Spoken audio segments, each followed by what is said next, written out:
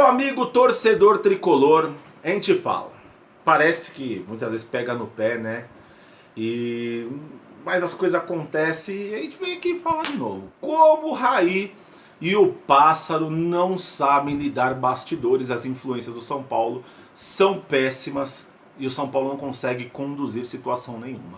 Já no caso do jogo, quando foi a primeira vez de forma gritante nesse Campeonato Brasileiro, porque no Paulista a gente já tinha falado antes também que o São Paulo está sendo prejudicado, que o São Paulo tinha que ter mais influência nos bastidores aí junto à CBF, mas o São Paulo não sabe fazer porque o Raí é um amador e o Pássaro é palmeirense, ele tá pouco se lixando pro São Paulo. O que aconteceu dessa vez? O São Paulo foi reclamar na CBF com relação ao VAR, né, da última partida contra o Fortaleza e acabou falando do jogo, do caso do Luciano. E o São Paulo fez uma coisa que foi o quê? Foi exigir lá a mudança do juiz. Até aí muita gente vai falar, não, tá certo, exigir a mudança. Aonde isso muitas vezes não tá certo? O São Paulo tem que exigir o quê? A suspensão do juiz, porque se o juiz errou, esse cara está suspenso, ele vai ser retirado do campeonato, vai apitar a Série B, suspensão do juiz. O São Paulo fez a retirada com o Raí e com o Pássaro lá, e eles aceitaram isso, porque eles são amadores, né? E eles não pensam à frente o que podia acontecer. E aí realmente aconteceu. O Grêmio, na manhã deste domingo, em face à arbitragem desastrosa e danosa do jogo contra o São Paulo, eu não sei, o Grêmio questiona alguns lances da partida que são realmente questionáveis, mas desastrosa e danosa foi o que aconteceu com o São Paulo, por exemplo, contra o Atlético Mineiro. O que aconteceu com aquela mão no pênalti contra o Fortaleza. Isso é danoso. Isso é. Mas o Grêmio se vê no direito dele. E aí aonde vem a parte que o São Paulo vacilou? O ocorrido na noite de ontem, após a concessão da troca do quadro de juiz da presidência do Romildo Bozan, comunica que pedirá a anulação da partida. É isso. A troca. Se o São Paulo tivesse sido, como a gente falou, eficaz, assim, queremos a suspensão, medidas que viessem a público, olha, errou contra o Fortaleza, por isso o cara está sendo suspenso. Aí você tá punindo o juiz. O São Paulo pediu uma troca. E aí o Grêmio, no direito dele, vê isso como uma interferência na partida. E aí, jogo de futebol realmente sempre tem erro. E a ferramenta do VAR é para ajudar a diminuir o erro. E aí o Grêmio se vê lesado e acha que houve tudo aquilo de bastidores. Coisa que não é verdade. O São Paulo é o time mais prejudicado do Brasil com relação há erros de juiz. Isso daí é comprovado em números, estatísticas, isso daí não é papo de torcedor. Você levanta os números, São Paulo é o time mais prejudicado, principalmente em jogos eliminatórios e decisivos. São números, é verdade. E aí começa a situação, inclusive o Everton Guimarães pegou e falou, o Gaciba precisa se explicar, na mesma semana desqualificou parte das ferramentas de uso do VAR, o São Paulo fez pressão e alteraram a escala dos que estariam no mesmo, VAR de quebra ainda meteu no jogo o mesmo árbitro que errou no Mineirão. Uma salada de merdas. E aí você vê as situações começarem a sair fora de controle. Quando aconteceu o caso Jô, o São Paulo tinha que ter cobrado o quê? Punição do atleta, que não teve. Falou que foi um ato mais forte, mas que não tinha como comprovar uma agressão. A mão fechada, fazendo movimento de soco, e o São Paulo aceitou. Não puniram o juiz. Quanto ao Atlético Mineiro, não conseguiram provar. Tem estudos no mundo, inclusive na Inglaterra, que está dizendo que a ferramenta do VAR não consegue dar a precisão total em centímetros, que existe uma falha de 13 até 50 centímetros. O São Paulo não utilizou as informações de um futebol de Premier League, de primeiro mundo, para ir questionar e pedir a suspensão do juiz. Aconteceu contra o Fortaleza, o São Paulo não pediu. O que o bom Raí faz na camaradagem? Chega com um papinho, pediu para trocar, e na CBF, como existe muito amadorismo, tiraram o juiz, mas não puniram o juiz. Porque aí, quando o Grêmio questionasse isso, o que ia falar?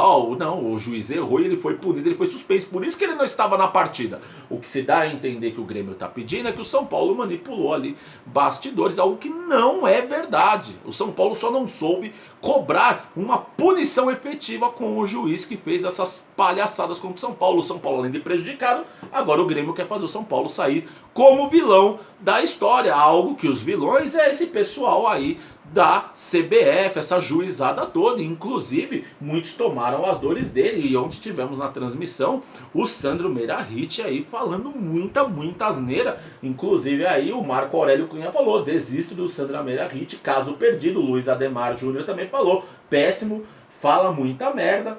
O São Paulo Blog aqui até falou, né, que campanha é essa do Sandro Meirahit contra o São Paulo? O critério dele sempre é ir contra o São Paulo. Ah, vai pra para você ver como as medidas mal tomadas, a falta de influência, um diretor de futebol que saiba vale valer o amor, o que ele tem pelo clube e o que é correto. O torcedor são paulino não se orgulha de trambique, diferente de um time carioca e de um time paulista, que vocês sabem muito bem de quem eu tô falando, que tem muita história à base de erros, de trambique, de sujeira. Um dia vai haver investigação nesse país e vai aparecer quanta sujeira teve, e o São Paulo tem uma história limpa. Torcedor São Paulino se construiu como o melhor time desse país, com maior conquista, com maior relevância internacional, à base de futebol, muito idealizado por Tele Santana, que jogava bola. E aí, torcedor, é essa situação. Eu não acredito que a partida vai ser cancelada, mas aí o Grêmio fez o que o São Paulo deveria ter feito quando aconteceu o primeiro caso Jô, e quando aconteceu já no Campeonato Paulista, aquele monte de safadeza, inclusive aquele juiz dando risadinha lá de tanto que prejudicou o São Paulo no Campeonato Paulista, aquele cara de pau sem vergonha, vagabundo. Tem que falar assim de um cara desse. E aí o São Paulo não toma as atitudes, o Grêmio tá tomando, já tá escancarando, e é isso que um clube tem que fazer. Isso é em qualquer esporte, você vê na NBA, na NFL, os caras pegam e vão quando existe algo contra que prejudica o time, e existe diretoria, é para isso. Diretoria não é só para fazer negócios ruins com jogadores e pagar 60 milhões em comissões para intermediários, algo que aconteceu e acontece no São Paulo. Então, torcedor, fica aí mais um vacilo, né? E o São Paulo sendo exposto aí, agora querendo expor como um vilão da situação, sendo que o São Paulo é o clube mais prejudicado do Brasil. E a gente vê aí algumas coisas assim que chega a embrulhar, né? Você vê aqui, ó, o Alexandre Passa, reforços estrangeiros no São Paulo, estamos atentos ao mercado externo, afirma o Alexandre Passa, falando de reforço, né? E aí você para ver quem são os jogadores que esse cara trouxe. O Carneiro pagou 3 milhões num jogador horroroso que teve um problema de doping, ficou afastado e hoje faz parte do elenco sem sequer entrar numa partida. E você vê um jovem que nem um Galeano lá arrebentando na copinha, arrebentando agora no sub-20, fazendo gol adoidado, que o Diniz não gosta e nem sequer quer ele no elenco. E aí essa diretoria que está de olho no mercado externo trouxe um Carneiro que faz parte do elenco e não serve para nada a não ser sugar o dinheiro do São Paulo. Outro, Trellis, jogador que nunca provou nada no futebol, uma média baixíssima de gol, era só pegar o histórico dele. São Paulo pagou uma nota no Trellis. Juanfran fez parte da enganação, no caso Daniel Alves, para você aceitar ele como meia, e aí veio o Juanfran ganhando 1 milhão por mês, como o Daniel Alves custando 2 milhões e meio para o São Paulo. É esse mercado externo que o Pássaro está de olho. E o Rojas foi outro nome que veio, porém o Rojas foi um jogador que veio bem, a gente tem que falar a verdade, São Paulo. O Sanatório Tricolor não distorce a verdade. Fala, o Rojas veio bem o Rojas, e aí foi parar no departamento médico do São Paulo, e a gente viu o que aconteceu, coitado do Rojas, se conseguir voltar a jogar bola, ele que está numa eterna fase de recuperação. Esse é o mercado externo, e dentro disso, milhões de comissões pagas. Então, é um negócio assim que embrulha ver esse cara ter a cara de pau palmeirense sem vergonha de vir falar. E aí você vê um perfil aqui que se diz do São Paulo, e a gente está investigando muitos perfis que tem por aí, porque a informação que a gente tem é que tem muito perfil que está na rede social, mas que é interno, que é para fazer manipulação com a torcida. Tem um aí de estatística aí que fica jogando números sobre o Diniz, que é tudo gente lá de dentro do São Paulo, dessa turma podre que põe perfil. A gente está investigando aí alguns perfis e a gente tem novidade, a gente vai trazer aí. Não posso dizer que é o caso desse, porque a gente não tem essa informação precisa, porém ele fala algo grotesco que a gente tem que ler aqui, ó.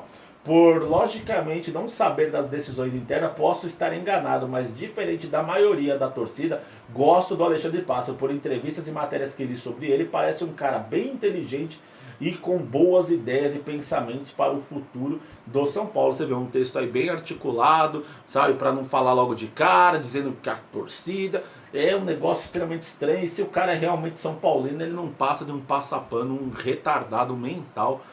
Olha, um babaca, porque tá todo mundo vendo como é o trabalho desse palmeirense sem vergonha, os jogadores que São Paulo contratou e 60 milhões pagos em comissões aí para intermediadores, empresários. Ele que ainda há pouco tempo deu um curso de gestão para empresários. Ó, combina, né? Diretor de futebol, o cara que mexe com negociação, dando curso de formação de empresários.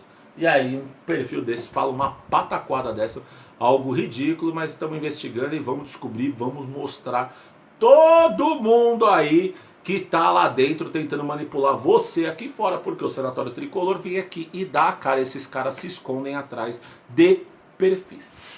Bom, outra informação aqui é o Lucas Senna, aí, um jovem da base, que ele faz parte agora daquela nova turma, estilo Marquinhos Cipriano, aqueles jogadores piolhos, sabe? Que vai na cabeça de empresário, e ele não aceitou uma proposta de renovação. Vê se você não aceitaria, olha a proposta. 100 mil por mês, mais 1 milhão em luvas, e ainda ficar com 20% dos direitos, caso ele tenha uma daquelas vendas como tem pro Ajax, o moleque ia faturar uma bala. Ele não aceitou a renovação. Pra você ver. Ó, quem não aceitaria? Um menino aqui que foi bem na base e tudo, mas até agora não provou nada, inclusive nem sequer foi negociado. E ele aí vai sair de graça. E aí tem gente que fala, desejamos sucesso. É dizer que ele vá pra que ele quebra a cara e que ele acabe num time de quinta, moleque ingrato. São Paulo que dá uma formação de atleta, Cotia é um espetáculo, e aí mais um aí na cabeça de piolho que sugou o clube e agora vai sair de graça.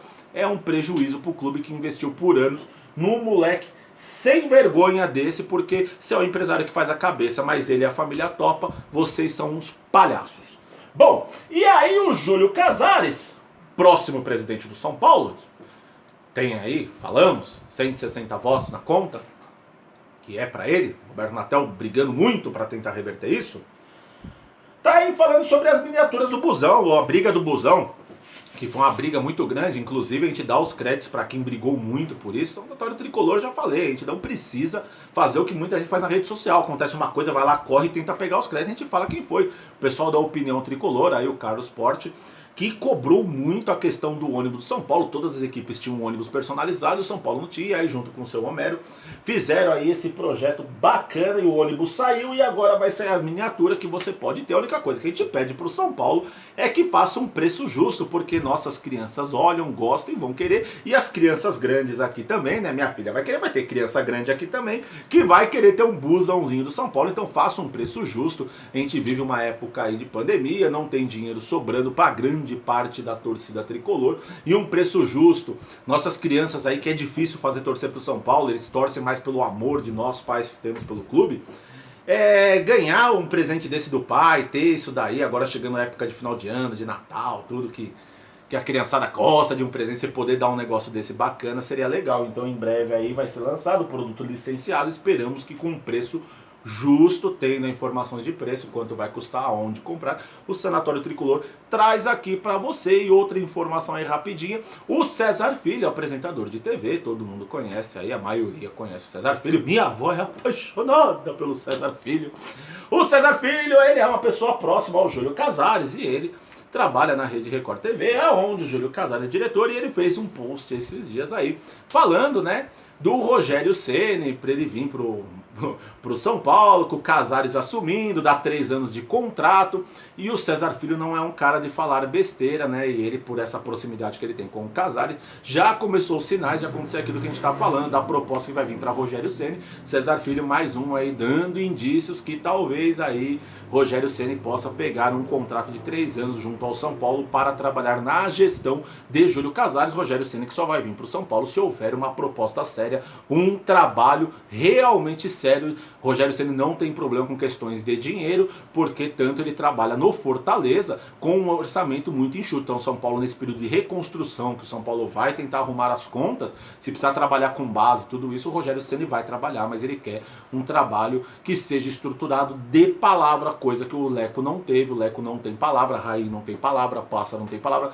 um bando de canalhas. Então aí a informação aí que o César Filho também trouxe, que pode ser aí sim pedindo para o Júlio Casares 3 anos de contrato para Rogério Ceni, e enfim o São Paulo voltar a ter um treinador de verdade. Rogério Ceni mais do que provou que é um excepcional treinador. Rogério Ceni vai decolar e nada melhor do que ele para colocar o São Paulo no rumo certo, trazer títulos, conquistar uma Libertadores. Olha que história mais linda que temos que escrever. Vimos já com o Muricy Ramalho, um período que não deu certo, voltou e foi tricampeão brasileiro. Tem tudo para acontecer o mesmo com o Rogério Ceni. Deixa o papai Rogério Ceni trabalhar, tá certo, amigo torcedor tricolor? Essas são as informações do São Paulo. São Paulo sempre pegando fogo, a paz que não chega no São Paulo. Ai, como a gente quer viver tempos novos de glórias, mas enquanto isso o Sanatório Tricolor tá aqui para cobrar, para pontuar, para analisar, para dar opinião, sempre com paixão, com a verdade, porque queremos o São Paulo